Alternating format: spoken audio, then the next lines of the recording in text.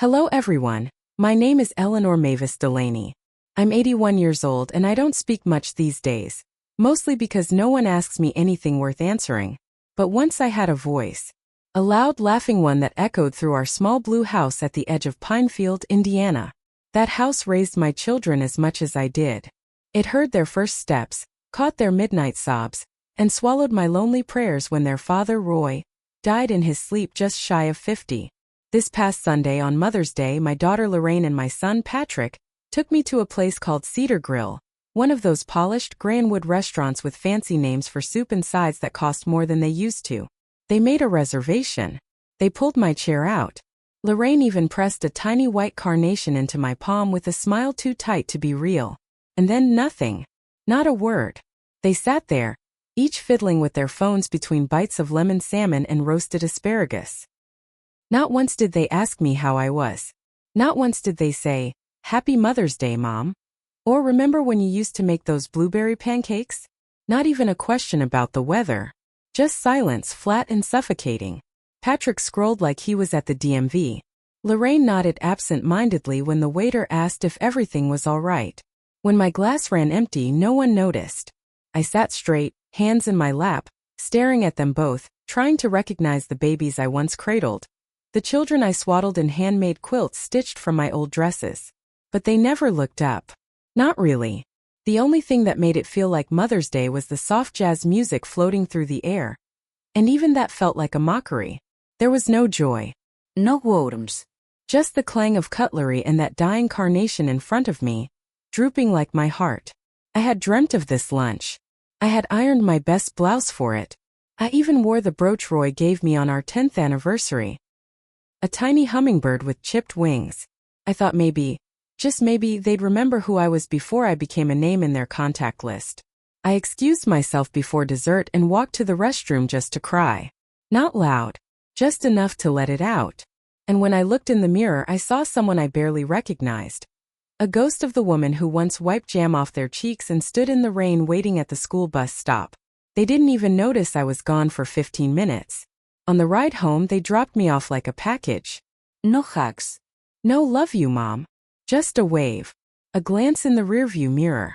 The car pulled away before I reached the porch. And in that moment, I realized something that chilled me more than the wind nipping my frail hands. I could disappear tomorrow. And they wouldn't even notice. But I'm not done yet. There was a time when I was everything to them. Back then, the little house smelled like cinnamon and lavender. Roy had just passed. I was 48, a widow too soon, with 2 small children who still believed the moon followed them. Lorraine was 9. Patrick was 7. They cried themselves to sleep for weeks after the funeral, curled into my sides like frightened pups. I didn't have time to grieve. Not when their sobs pulled me awake each night. Not when the bills stacked higher than the breadbasket. I gave up my dream of becoming a schoolteacher. I had been taking night classes at the community college, 1 credit at a time. But that dream died the day Roy did. I took a job at the town laundry folding strangers' clothes. My hands cracked from the starch and heat.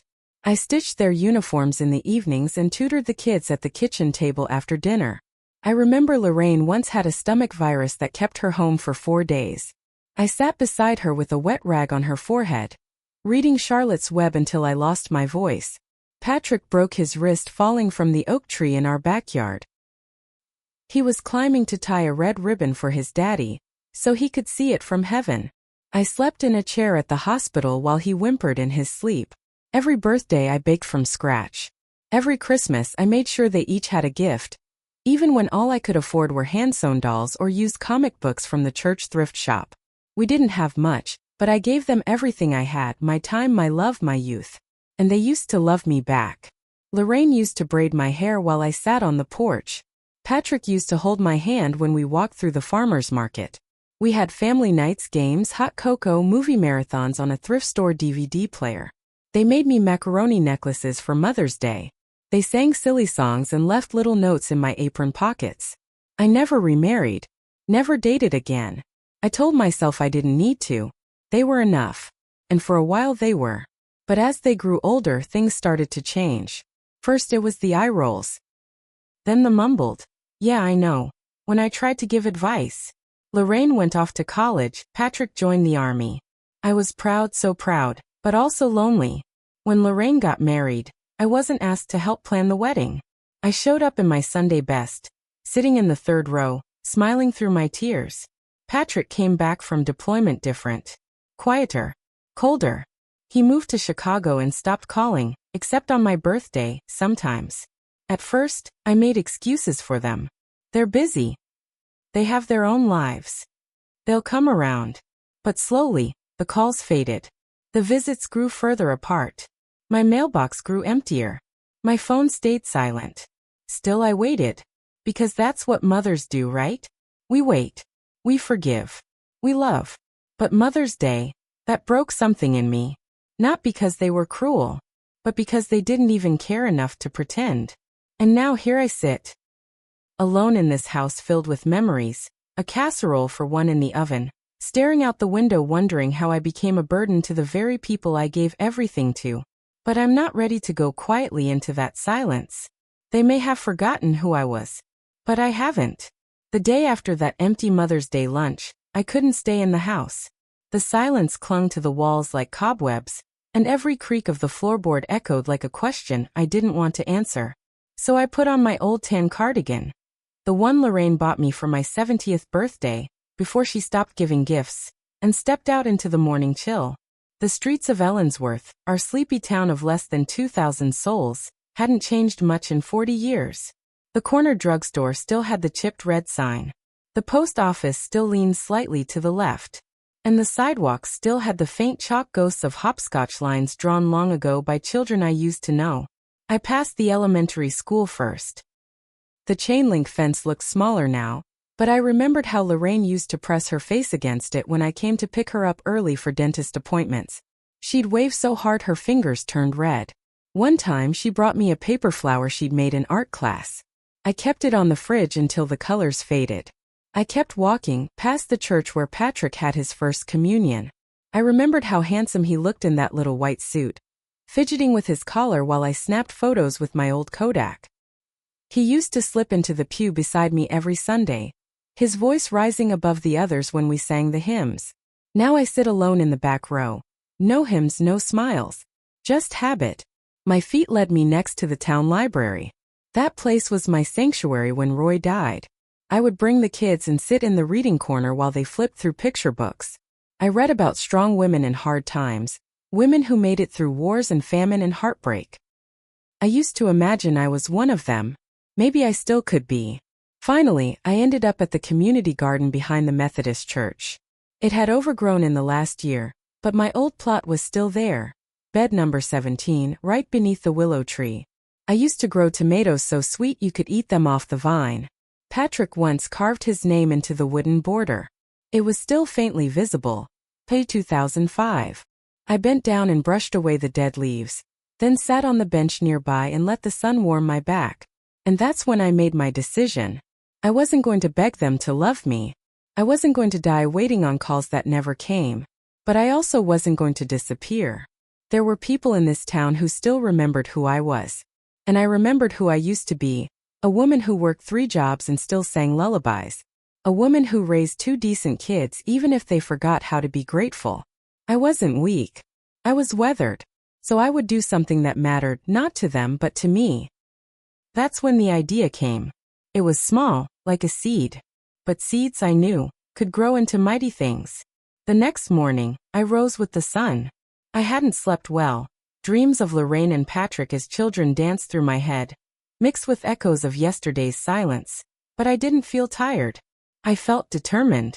The kind of determined I hadn't felt since Roy passed.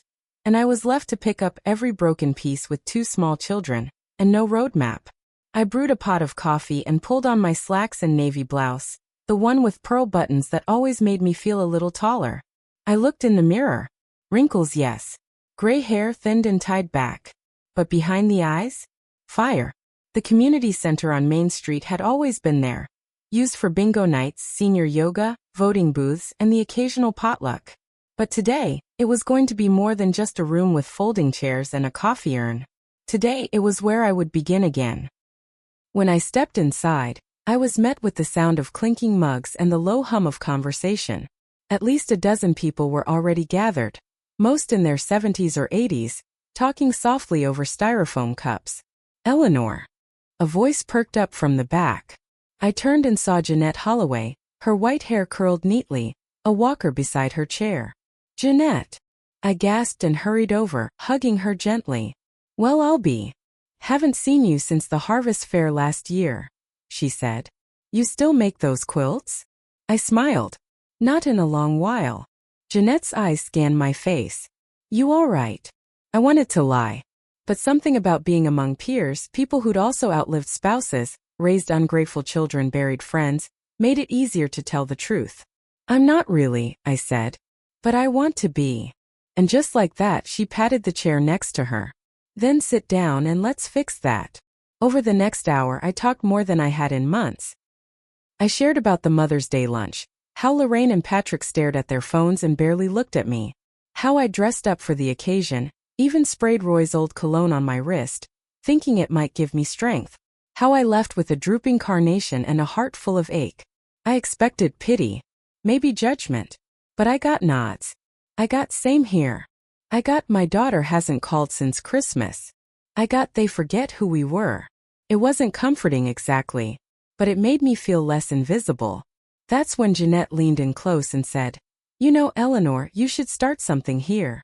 Something just for us. I tilted my head. Like what? A group, she said. Not therapy, not whining. Just stories. The real ones. Who we are. What we've been through. Something that reminds us, and them that we mattered. That seed in my mind from yesterday sprouted right then and there. A storytelling circle. Not just tea and cookies, but truth, laughter, grief, everything in between. I looked around the room at the silver-haired survivors, the ones who still had something to say. And for the first time in a long time, I felt not like a discarded mother but a leader. I'll start one, I told her. Right here. Next Thursday. I'll call it the Remembering Room. Jeanette beamed. I'll be your first member. I walked home that afternoon lighter than I had in years. Maybe I couldn't change Lorraine or Patrick, but I could remind myself and others that silence wasn't the end of our story. We still had voices, and I was about to use mine. Thursday came faster than expected. I spent the whole week preparing, not just with flyers or chairs but mentally, emotionally. I dusted off the old memory boxes in my attic. Photos, journals, Roy's war medals, baby shoes that once belonged to Lorraine and Patrick. I needed to remember who I was before I became invisible. At noon, I unlocked the small back room at the community center and laid out a simple spread. Cookies, tea, water with lemon slices. I brought an old quilt I made the year Lorraine started school and draped it over the table. Its fading threads like the stories we all carried. Worn but still holding. By 12:30 they began to trickle in. Jeanette, of course, was first. Behind her came Gordon, who used to own the hardware store, and Mavis, who once played organ at the town church. Even Mr. Pendleton, a quiet widower who rarely left his porch, shuffled in with a tin of store-bought brownies. We ended up with 11 people. 11 hearts, heavy with stories. I stood at the front and took a deep breath. Welcome to the Remembering Room, I said, my voice quivering. We may be old, we may be tired, but we're not done. We remember who we are. And we deserve to be remembered. There was a pause and then Jeanette clapped. Slowly. The others followed. Not polite claps. Honest ones. We began simply. We went around and said our names and what we missed most.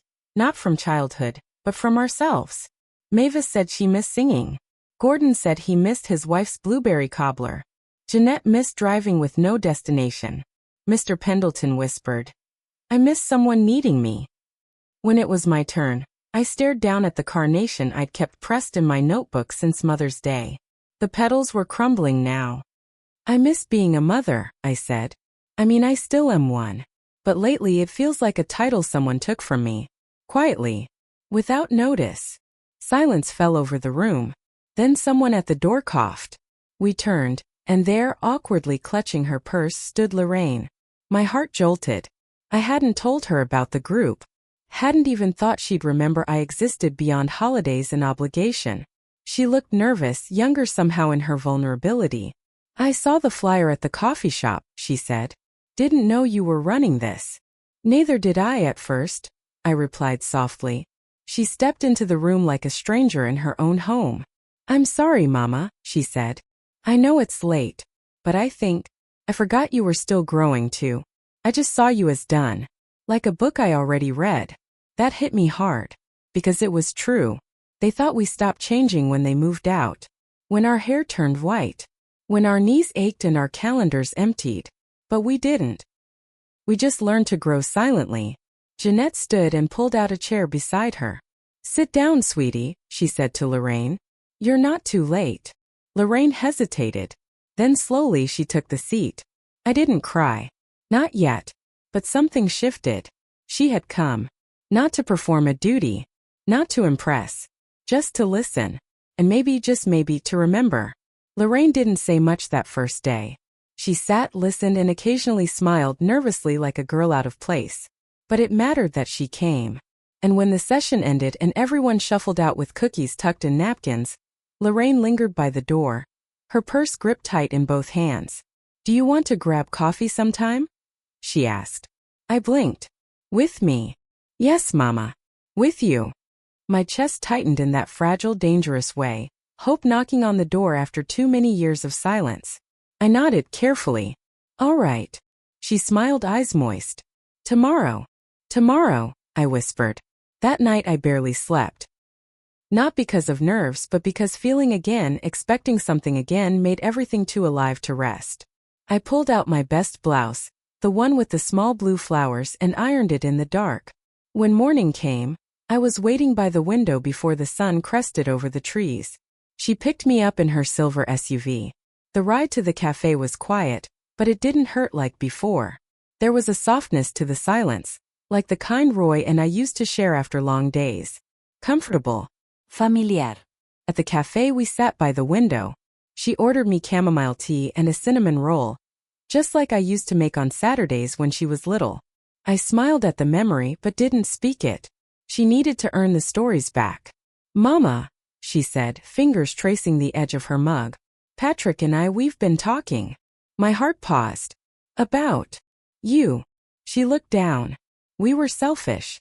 Still are, maybe. We thought just being there on holidays was enough. But you were always there for us. And we haven't been. Not really. I didn't speak. I wanted to see where she was going. We want to do better, she said finally. We want to start over. Start over. I said, eyebrows raised. We'd like you to move in with one of us. Not a nursing home. Home. Where you belong. I froze. She meant well. I could see that. And for a split second the idea felt like a bomb. Family dinners, laughter, pictures on the wall again. But then I thought of the remembering room, the 11 brave souls who showed up, who shared, who saw me. I thought of my quiet mornings in my garden, of Jeanette's stories, of Gordon's chuckles. I'd found something, someone again. I didn't want to lose that. I reached across the table and placed my hand on hers. Lorraine, thank you. I needed to hear that. But I'm not ready to leave my home. Not yet. I still have work to do. She looked confused. You're starting something? She asked. I already started it, I said. And for the first time in a long while I feel like me again. She nodded slowly. Then I want to be part of it. However I can. I squeezed her hand. One visit at a time, sweetheart. We sipped our drinks in silence. But this time it wasn't empty. It was full of the things we couldn't say yet, but were willing to try.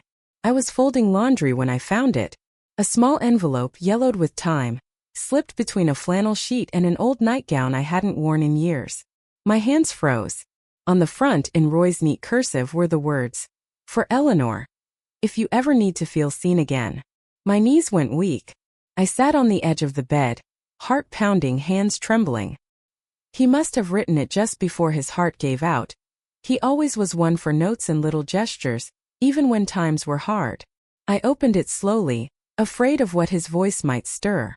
Ellie, if you found this letter, I imagine life has quieted. Maybe the kids have grown.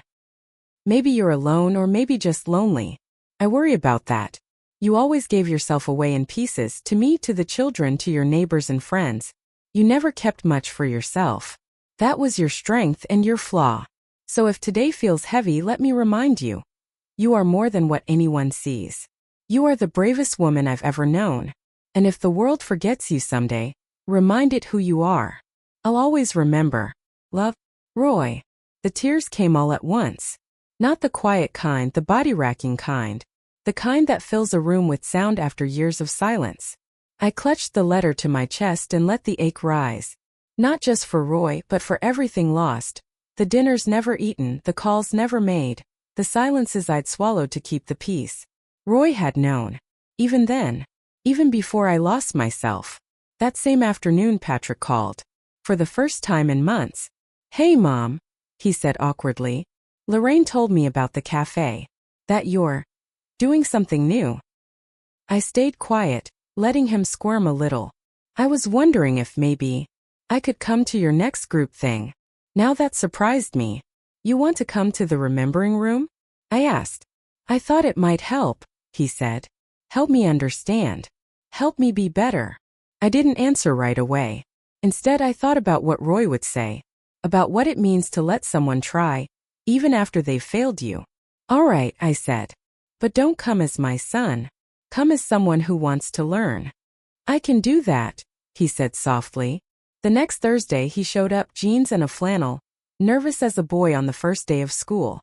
Jeanette raised an eyebrow, Gordon chuckled, and Annie, bless her heart, said, "It's about time." That day Patrick listened. Really listened. He heard Gordon talk about the daughter who moved to Florida and never called. He heard Dolores whisper about the birthday she spent alone. And then he heard me. I told them about that Mother's Day lunch. About the silence. The wilted carnation. I didn't cry. I didn't have to. When I finished, the room was quiet, and Patrick's face was red. "I didn't know," he said. "I didn't let myself know." I looked at him. "Now you do." He nodded. And then, to my surprise, he reached into his pocket and pulled out a small folded note. "I wrote you something," he said. "It's not much." I unfolded it.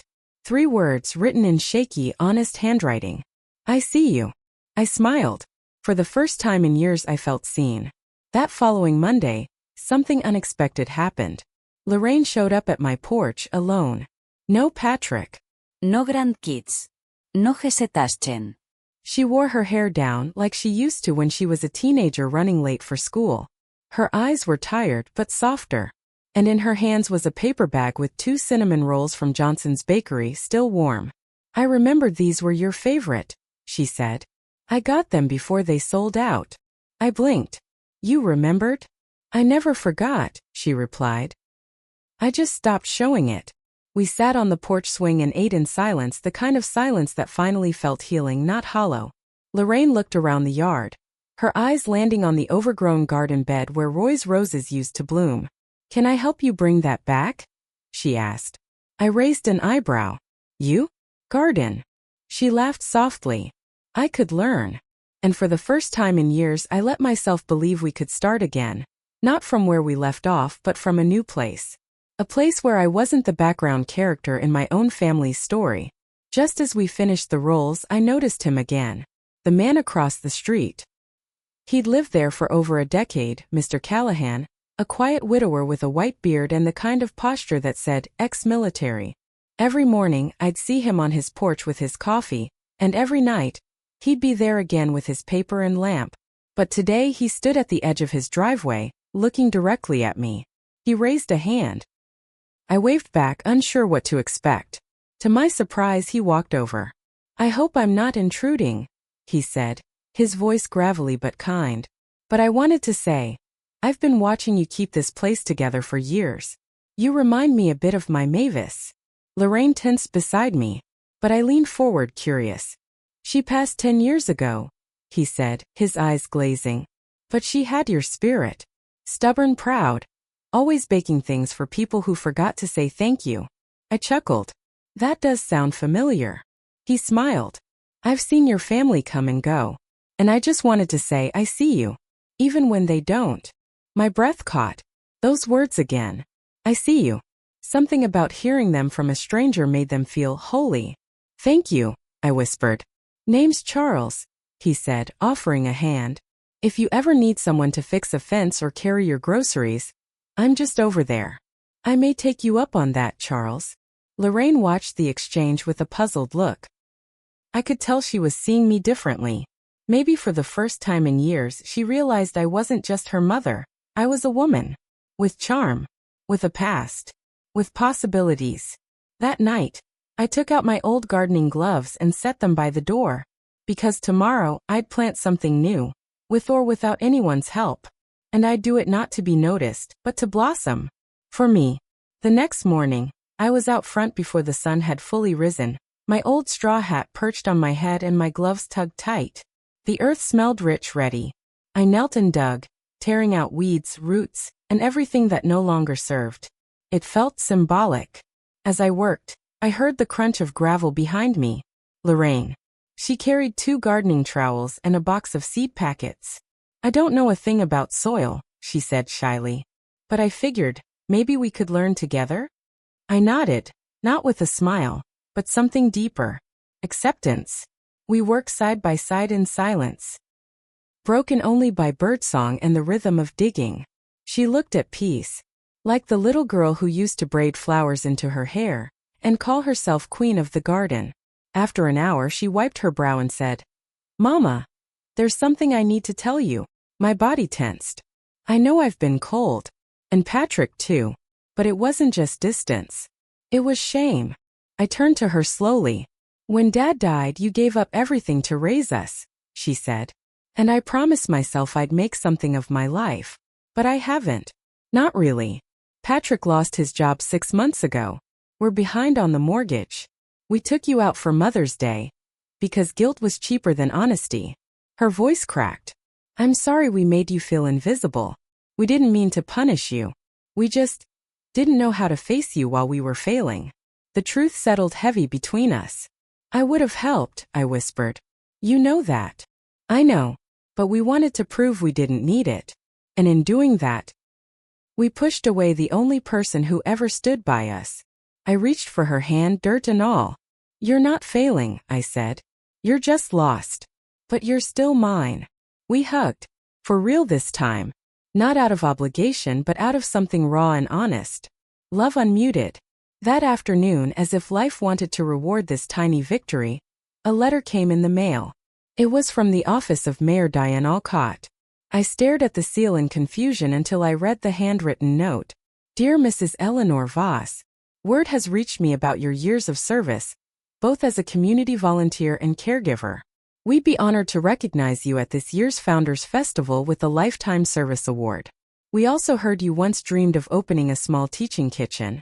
Well, we just approved funding for senior-led workshops at the community center, and we'd love for you to lead the very first class. My knees gave out. Not from weakness but disbelief. My dream of teaching again. Of guiding others. Of mentoring. I called Lorraine over and read the letter aloud. She teared up. Mama. This is everything you wanted. It's a start, I whispered. Charles strolled by later and tipped his hat. Told you people are watching, Eleanor. And now they're listening too. I smiled, my heart swelling. That night I didn't cry. I opened my old recipe books and marked the first lesson. Buttermilk biscuits and bravery. Because starting again takes both. The day of the Founders Festival arrived like a warm sigh across Willowbend. It was one of those rare days where time itself seemed to slow, where the air carried the scent of kettle corn, fresh paint and possibility. I wore a dress I hadn't touched in years, blue linen, hand-stitched with tiny white flowers at the hem. Lorraine helped press it the night before. You're going to look like the queen of this whole town, she said. I looked in the mirror that morning and barely recognized the woman staring back. Not because I looked young again, but because I finally looked whole. When we pulled up to the community center, a crowd had already gathered. A stage stood at the far end, flanked by hay bales and a banner that read, Honoring Those Who Built US. My name was on the program, right under the mayor's. But before I spoke, I had a class to teach. In the shiny new teaching kitchen, 12 chairs had been set out. Not a one was empty. Children. Teens. A single mom. Even Charles had dragged his bad hip in to sit beside the local librarian. They listened as I showed them how to measure flour by feel, how to fold butter into dough without losing its soul, and how a simple biscuit could bring families together. When I told them, this recipe fed my children through the hardest winters, I didn't cry, because those days and the hunger that came with them were finally behind me.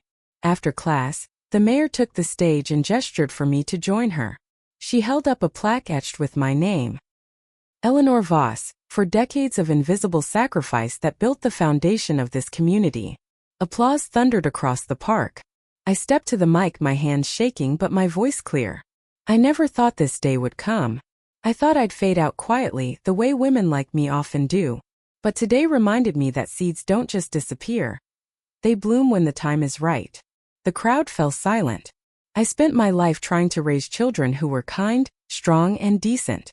And even when they forgot who I was, I never stopped remembering who they could be. From the edge of the crowd, I spotted Patrick and Lorraine, standing, not hiding, not fidgeting with their phones, just watching. I continued, I don't speak today out of bitterness. I speak out of hope. Hope that it's never too late for people to find their way back to the ones who loved them first. A hush washed over the lawn. Then applause. Not polite applause but tears in your eyes applause. As I stepped down, Lorraine met me with open arms. Her eyes were red. And so were Patrick's. I didn't know what to say, Patrick whispered. So I said nothing. I thought silence was safer than falling apart. Falling apart is how you rebuild stronger, I told him. Lorraine held up a cloth bundle. Inside were 2 steaming biscuits. My recipe, the one I'd taught just hours before. We made these during your class, she said. I want to start again. Can we start again, Mama? And there it was. Not revenge, but redemption. We sat under the oak tree where Roy once carved our initials. 8 biscuits in silence. But this time, it wasn't the silence of neglect. It was the silence of healing. That night, back home, I placed the plaque beside Roy's photo. Looks like they finally saw me, I said aloud. And for the first time in years, I went to bed feeling like I hadn't just lived a life. I had earned it. Because I did what mothers do best. I stayed. I loved. I endured. And finally they came back to me. Kindly subscribe for more heartfelt stories like this one. Because sometimes healing begins with a story. Comment below if this story touched you. Share it with someone who might need to be reminded.